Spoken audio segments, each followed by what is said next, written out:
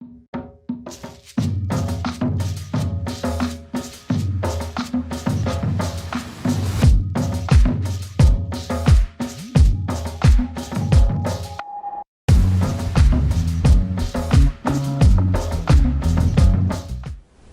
friends, welcome to Pebbles. நான் உங்கள் கோபி செட்டிப்பாளையம் சுதா.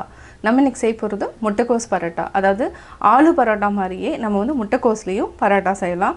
அது மட்டும் இல்லாமல் காலிஃப்ளவர் பரோட்டாவும் செய்யலாம். காலிஃப்ளவர் பரோட்டா வந்து நான் நெக்ஸ்ட் வீடியோவில் நான் உங்களுக்கு எப்படி செய்கிறதுன்னு சொல்கிறேன். இப்போ வந்து முட்டைக்கோஸ் பரோட்டா என்னென்ன இன்க்ரீடியன்ட்ஸ் அப்படிங்கிறதையும் பார்த்துட்டு எப்படி செய்யணுங்கிறத சொல்கிறேன். வாங்க வீடியோக்குள்ளே போகலாம். கோதுமை மாவு நம்ம 2 கப் அளவுக்கு ஆட் பண்ணிக்கலாம். இது கூட ஓமம், கஸ்தூரி மேத்தி இலை இதையும் நம்ம ஆட் பண்ணிக்கலாம். தேவையான அளவு உப்பு, தண்ணி சேர்த்து பிசைஞ்சுக்கலாம். அதுக்கு முன்னாடி கொஞ்சமாக ஆயில் விட்டுக்கலாம். 1 டேபிள் ஸ்பூன் அளவுக்கு ஆயில் விட்டுக்கலாம்.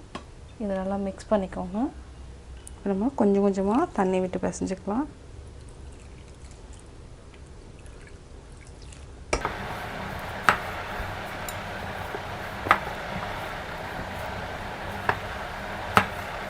நல்லா பிசைஞ்சிட்டோம். எவ்வளோக்கு எவ்வளோ நம்ம தண்ணி ஊற்றுறோமோ அந்தளவுக்கு வந்து தண்ணி வந்து இந்த மாவு இழுத்துக்கும்.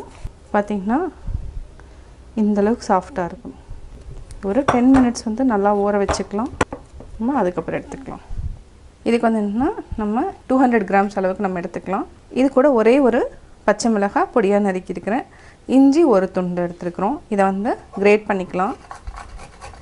இப்போ நம்ம இஞ்சி நல்லா கிரேட் பண்ணிட்டோம். அடுத்தது வந்து நம்ம முட்டைக்கோசையும் அரிஞ்சிக்கலாம். ஃபஸ்ட்டு வந்து இந்த மாதிரி கட் பண்ணிவிட்டு நம்ம சாப்பரில் பொடி பொடியாக நறுக்கிக்கலாம்.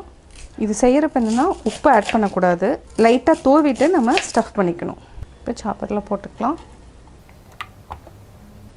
இது ஜஸ்ட்டு இந்த மாதிரி குலுக்கிக்கோங்க.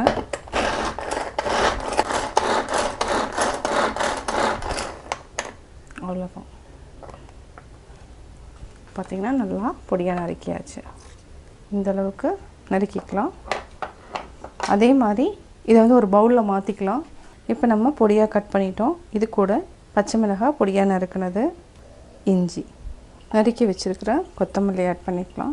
கொத்தமல்லி வந்து நம்ம அரைச்சும் ஆட் பண்ணலாம். கொத்தமல்லி, பச்சை மிளகாய் நான் வந்து இன்றைக்கி அப்படியே பொடியாக நறுக்கி அப்படியே ஆட் பண்ணிட்டேன். இது நல்லா மிக்ஸ் பண்ணி வச்சுக்கோங்க. இது கூட சால்ட் ஆட் பண்ணிங்கன்னா என்னென்னா தண்ணி விட்டுரும். அதனால் நம்ம வந்து ஸ்டஃப் பண்ணுறப்போ லைட்டாக உப்பு வந்து தூவிக்கலாம். உப்பும் மிளகுத்தூளும் தூவிட்டு அப்படியே வந்து ஸ்டஃப் பண்ணிக்கலாம். இது நல்லா மிக்ஸ் பண்ணி தனியாக எடுத்து வச்சுக்கலாம். பரோட்டாக்கு முட்டைக்கோஸ் ரெடி பண்ணிவிட்டோம். பொடியாக நறுக்கிட்டோம். இது கூட என்னென்ன இருக்குன்னா பச்சை மிளகாய், இஞ்சி, கொத்தமல்லி, முட்டைக்கோஸ் வந்து பொடியாக நறுக்கியிருக்கிறோம். இதில் வந்து என்னென்னா சப்பாத்தி மாவு கூட ஓமம், ட்ரை லீஃப் அதாவது வெந்தயக்கீரனோட ட்ரை தான் நம்ம ஆட் பண்ணியிருக்கிறோம். உப்பு போட்டு பிசைஞ்சிருக்கிறோம். இப்போ நம்ம சின்னதாக உருண்டையை எடுத்துக்கலாம். அதாவது இந்த அளவுக்கு எடுத்துக்கலாம். இதே மாதிரி நான் ஒரு 3 சப்பாத்தி எப்படி செய்கிறதுன்னு செஞ்சு காமிக்கிறேன். நம்ம ரொம்ப பெருசு போட வேண்டாம். ஓரளவுக்கு மீடியம் சைஸ் எடுத்துக்கலாம். இந்த சைஸ் எடுத்துக்கலாம். அதே மாதிரி மாவு பார்த்திங்கன்னா தொட்டினா நல்லா இந்த மாதிரி இருக்கணும். அப்போ தான் வந்து உங்களுக்கு சாப்பிட்றப்ப வந்து நல்லா சாஃப்டாக நல்லாயிருக்கும். 3 பால் எடுத்துட்டோம். ஃபஸ்ட்டு நம்ம வரமாவு போட்டுக்கலாம். ஒன்று வந்து என்னென்னா இந்த மாதிரி லைட்டாக இப்போ வந்து ஆல்ரெடி வந்து முட்டைக்கோஸ் வந்து ரெடி பண்ணி வச்சுருக்குறோம். இதையை வந்து ஆட் பண்ணிக்கலாம். இது கூட கொஞ்சமாக உப்பு வந்து நம்ம தூவிக்கலாம். ஏன்னா இது வந்து டக்குன்னு என்னென்னா தண்ணி வந்து ரிலீஸ் ஆகிடும் முட்டைக்கோஸில். அதனால் கலந்து வச்சுன்னா ஃபுல்லாக தண்ணியாக தான் இருக்கும். மேலே மட்டும் தூவிக்கலாம். இப்போ அப்படியே எடுத்துகிட்டு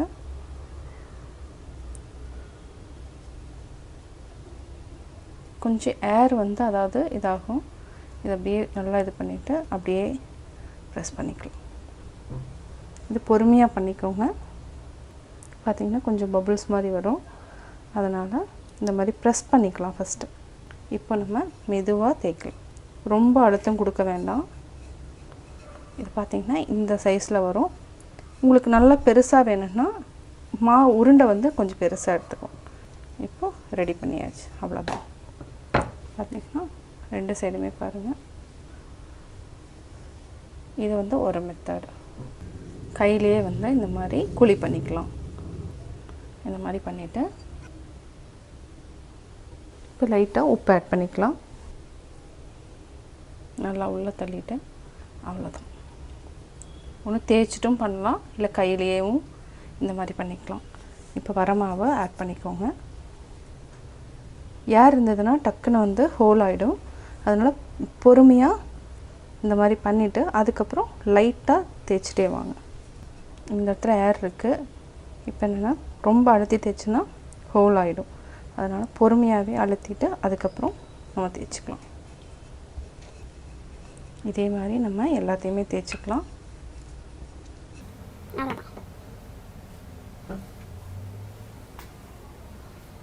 இப்போ நம்ம தவா வச்சுக்கலாம். தவாவில் ஆயில் ஊற்றிக்கலாம். ஒன்று ஒன்றா போட்டு எடுத்துக்கலாம். ஃபஸ்ட்டு சிம்மில் வச்சுக்கோங்க, கொஞ்சம் வேகட்டும். இப்போ நம்ம திருப்பி போட்டுக்கலாம். ஃபஸ்ட்டு தவா மட்டும் ஹை ஃப்ளேமில் வச்சுட்டு அதுக்கப்புறம் நம்ம லோ ஃப்ளேமுக்கு மாற்றிக்கலாம். இல்லை உள்ளே இருக்கிறது கொஞ்சம் வேகணும். இப்போ ஆயில் விட்டுக்கலாம். கொஞ்சமாக ஆயில் விட்டுக்கலாம். ஓரத்தில் லைட்டாக ப்ரெஸ் பண்ணி விடுங்க. இதுக்கு வந்து என்னென்னா சைட் டிஷ் என்னென்னா நம்ம பிக்கல் வச்சுக்கலாம், ரைத்தா இருந்துச்சுன்னா ரைத்தா வச்சுக்கலாம், ப்ளெயின் கர்டு கூட வச்சு சாப்பிட்லாம்.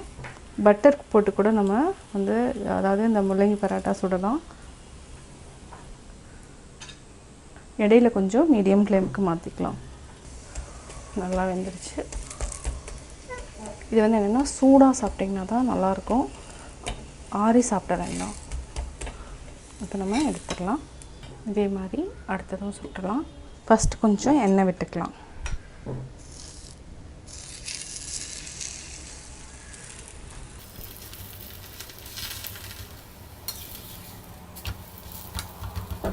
நல்லா வேகட்டும். இப்போ ரெடி ஆகிடுச்சு, எடுத்துக்கலாம். முட்டைக்கோஸ் பரோட்டா ரெடி ஆகிடுச்சு. இதுக்கு வந்து தயிர் இல்லைன்னா நான் வந்து இன்றைக்கி எடுத்துருக்குது என்னென்னா ஊறுகாய். இதுவும் ரொம்ப டேஸ்ட்டாக இருக்கும். சுவையான முட்டைக்கோஸ் பரோட்டா வித் ஊறுகாய் ரெடி.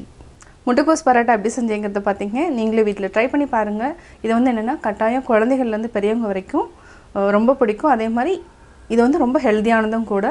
நீங்கள் வீட்டில் ட்ரை பண்ணி பார்த்துட்டு உங்களுடைய கமெண்ட்ஸ் எனக்கு சொல்லுங்கள். பிடிச்சிருந்தா லைக் பண்ணுங்கள், மறக்காமல் சப்ஸ்கிரைப் பண்ணுங்கள்.